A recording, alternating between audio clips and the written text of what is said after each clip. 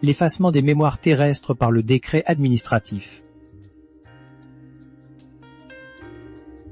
Le tissu de la mémoire humaine ne s'effondre pas toujours sous les coups de boutoir des armées ou dans les brasiers des grandes bibliothèques. Parfois, l'amnésie collective s'installe de beaucoup plus discrète, presque invisible à l'œil nu, par le biais d'un simple trait de plume ou d'un ordre administratif minutieusement exécuté.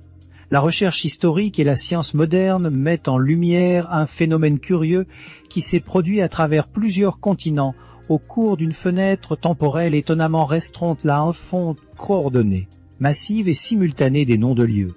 Pour effacer une civilisation ou modifier la perception que les peuples ont de leur propre passé, il n'est pas nécessaire de raser chaque édifice et chaque archive.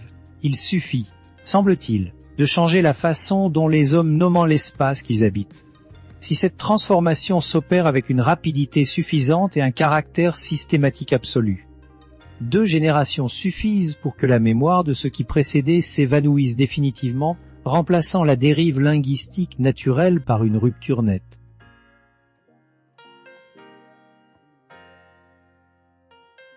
La science historique enseigne généralement que l'évolution des noms de villes est un processus organique, un glissement lent dicté par les siècles, les migrations et les fusions culturelles, à l'image de New-Amsterdam devenant progressivement New York.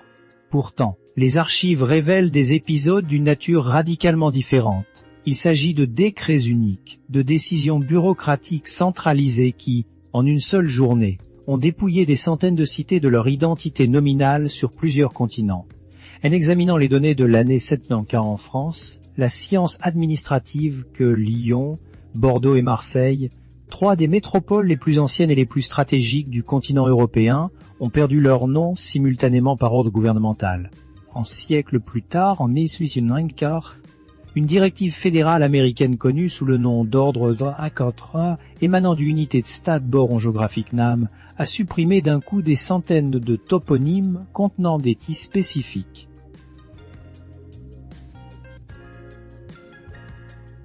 Le cas américain de 1894 suscite un intérêt particulier pour les chercheurs en géographie historique.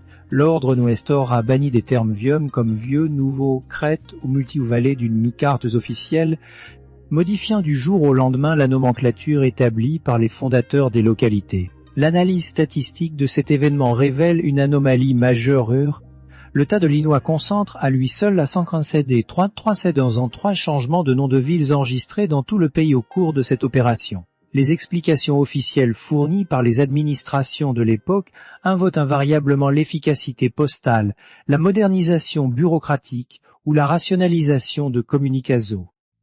L'argumentation repose sur la nécessité d'éviter les doublons pour faciliter le tri du courrier dans un système en pleine expansion. Cependant, la synchronisation parfaite, le ciblage géopolitique et la concentration géographique des modifications incitent la recherche contemporaine à s'interroger sur l'existence de dynamiques sous-jacentes. Pour comprendre la mécanique de ces mutations, il convient de se replonger dans le contexte de la France de 723.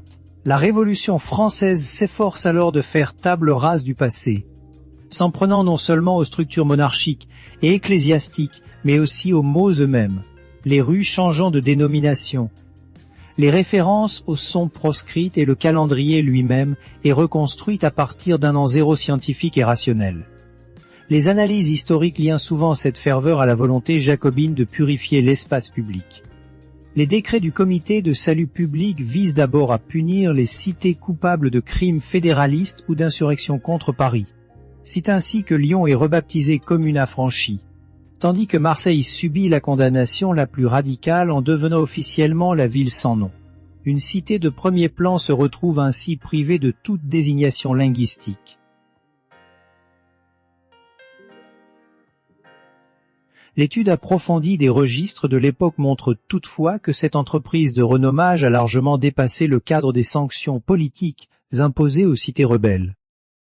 Le système s'est étendu à des dizaines de bourgades, de villages et de hameaux qui n'avaient participé à aucune sédition et ne présentaient aucun enjeu stratégique évident. En croisant les dates exactes de ces décisions, la recherche met en évidence des regroupements temporels saisissants. des vagues de changements de nom survenaient le même jour dans des régions totalement distinctes aux profils historiques et sociologiques dissemblables. Une époque dépourvue de télégraphe électrique, de voies ferrées et de moyens de communication instantanés, la capacité logistique de l'État à planifier, diffuser et appliquer telles mesures simultanément pose un problème technique majeur que les manuels scolaires standards passent généralement sous silence.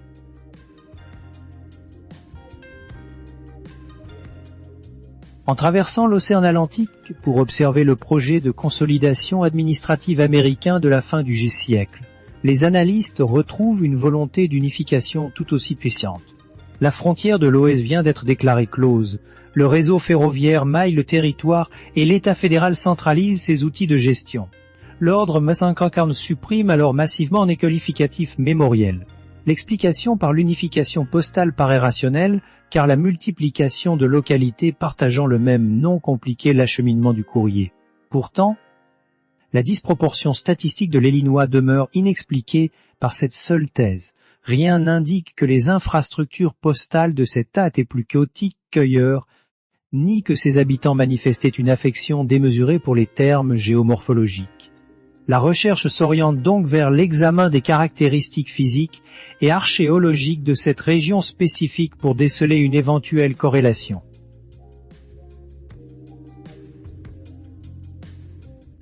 La vallée du fleuve Illinois et le corridor du cours supérieur du Mississippi correspondent précisément au secteur géographique où les ingénieurs, les cartographes et les premiers colons du Xe siècle ont consigné la découverte de structures de terre monumentales, de réseaux de canaux complexes et d'alignements routiers insolites. Ces infrastructures ne correspondaient pas aux traditions techniques des populations autochtones recensées à cette période, ni aux projets coloniaux européens documentés. De nombreux toporigines a intégré le mot vieux, signalant explicitement l'antériorité de ces installations ou la présence de vestiges visibles. L'application de la directive de Nelityananka a eu pour effet direct d'effacer ces indices sémantiques officiels. Par exemple, la localité d'Olshanton a été officiellement raccourcie en Chaneton. Le qualificatif qui ancrait le lieu dans une temporalité longue et suggérait l'existence d'un établissement antérieur a disparu de l'usage quotidien.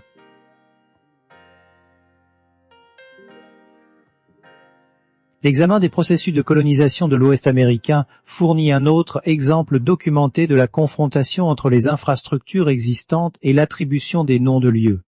La fondation de la ville de Phoenix, en Arizona, en 1857 illustre cette dynamique. Les archives indiquent que le choix de ce nom par les pionniers n'était pas le fruit du hasard ou d'une simple inspiration poétique. Le fondateur de la localité a explicitement consigné dans ses écrits que la colonie devait porter le nom de l'oiseau mythique renaissant de ses cendres, car elle s'établissait directement sur les ruines et les réseaux d'une civilisation précédente. Cette décision reposait sur l'observat factuel d'un immense système de canaux dires existants dans la Salt River Valley. Les nouveaux arrivants n'ont pas eu à concevoir ni à creuser ces voies d'eau, ils se sont contentés de les curer, de les renforcer et de les remettre en service.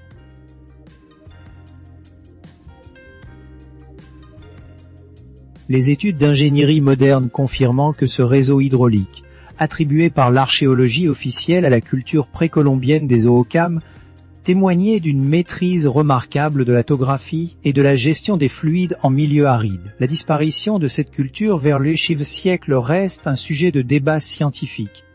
Mais la question centrale réside dans l'ampleur de l'infrastructure laissée derrière elle.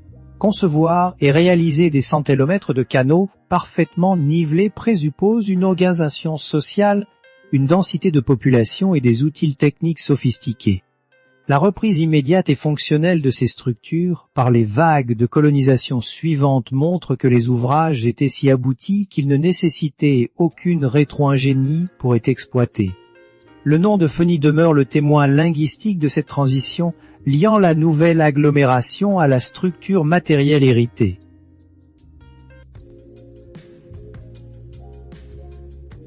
Ce phénomène de mutation des données géographiques se reflète également à l'échelle de la cartographie mondiale, notamment à travers l'étude des représentations de l'Asie septentrionale et centrale entre le SUV et le Xe siècle. Les cartes produites par les plus éminents géographes européens de moderne, tels que Mercator, Hortelu ou Blas font systématiquement mention d'un vaste espace territorial désigné sous le nom de Grande Tartarie ou Tartaria Magna. Cette dénomination n'apparaissait pas comme une vague marginale, mais comme une division géographique majeure, subdivisée en Tartarie russe, chinoise ou indépendante, y compris dans les relevés officiels des amirautés britanniques et des cartographes français. Cet ensemble spatial occupait une place constante dans le savoir géographique occidental avant de connaître une contraction rapide et une fragmentation définitive au cours du siècle.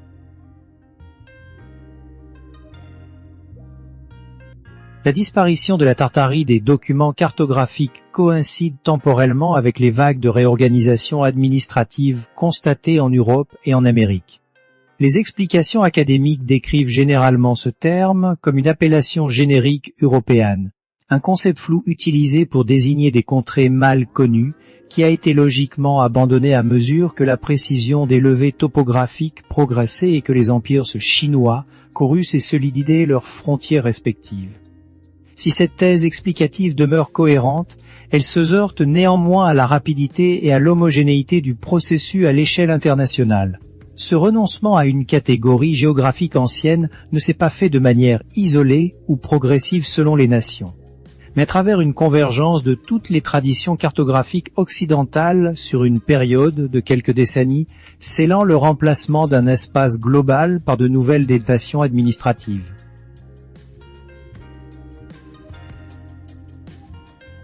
La simultanéité de ces transformations à l'échelle planétaire pose ce que les analystes des institutions appellent le problème de la coordination. Les structures de gouvernance de la fin de siècle, opérant souvent dans des contextes de conflits internes ou extérieurs majeurs, disposaient de moyens de transmission rudimentaires, limités à la vitesse des messagers à cheval. Pourtant, l'application rigoureuse de réformes toponymiques d'envergure nationale s'est effectuée avec une précision chirurgicale. De même, la soudaineté des arbitrages rendus par l'Uniditeklanafet Bor géographina montre qu'une agence administrative récemment créée a pu traiter et imposer des centaines de modifications en un laps de temps extrêmement court, là où d'autres réformes postales s'étalaient habituellement sur des générations. La répartition géographique non uniforme de ces modifications, concentrée sur des zones riches matérielles non documentées, suggère que la démarche obéissait à des priorités précises.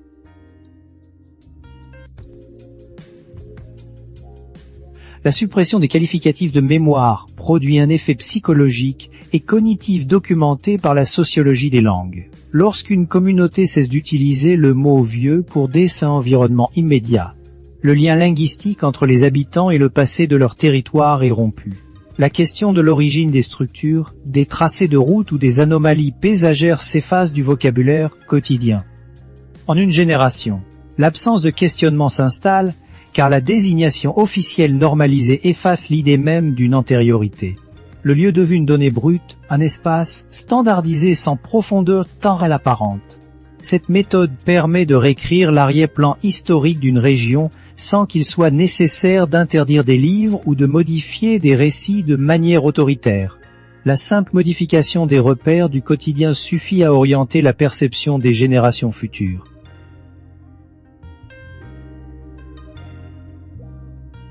Ce cadre d'analyse s'applique également à l'examen de l'évolution architecturale des centres urbains occidentaux durant la seconde moitié du siècle. Cette période est caractérisée par une prolifération remarquable de constructions monumentales de style néoclassique, de gares monumentales, de palais de justice et de pavillons d'exposition universelle. Les chroniques locales décrivent souvent ces réalisations comme l'expression directe de la richesse industrielle naissante et de l'habileté d'une main-d'œuvre migrée hautement qualifiée. Les historiens de l'architecture constatent parfois une absence d'étapes intermédiaires documentées entre la phase de campement de pionniers ou de bourgades en bois et l'émergence soudaine sous de pierres massives, dotées de colonnades complexes et de dômes imposants. Les archives techniques relatives à l'extraction des matériaux, au transport des blocs de pierre et à la formation des ingénieurs locaux s'avèrent parfois lacunaires par rapport à l'envergure des chantiers livrés en quelques années.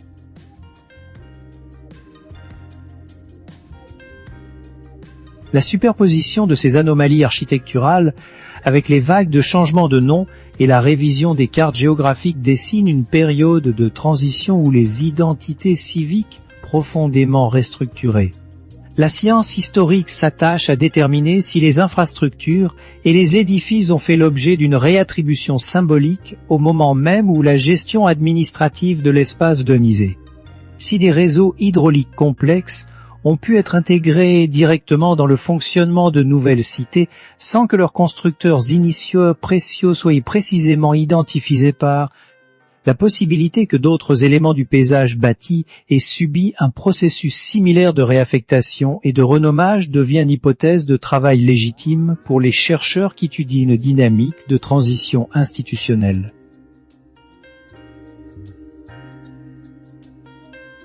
L'étude globale de la période, allant du milieu du Je siècle jusqu'au seuil du Ch siècle, révèle ainsi une réorganisation profonde des nomenclatures du monde physique. Au cours de ce siècle demi, les délimitations spatiales ont été redessinées, les toponymes ancrés dans le passé ont été systématiquement gommés au profit de termes neutres ou purement fonctionnels, et de grands ensembles géographiques ont été retirés des standards de la cartographie internationale. Les données objectives récoltées dans les archives nationales françaises, les registres cadastraux américains et les collections cartographiques d'Asie centrale démontrent que ces actions n'étaient ni isolées ni accidentelles. Elles s'inscrivaient dans un bal de standardisation étatique, visant à homogénéiser les territoires et aligner la mémoire des lieux sur les impératifs des structures politiques contemporaines.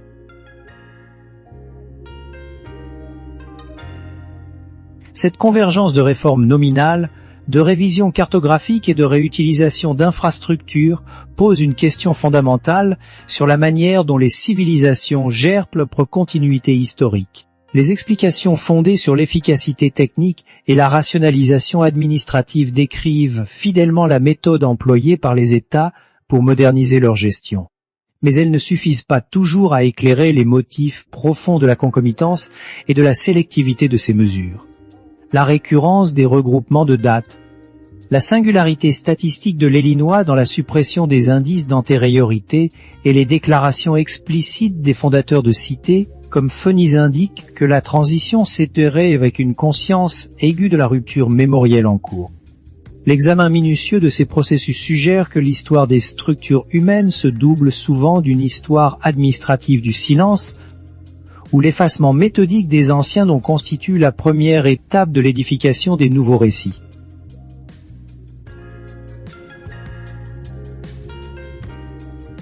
Evrilik en subscribe drive me toquepunartin forgotten page of history, tincusomuch en une extime.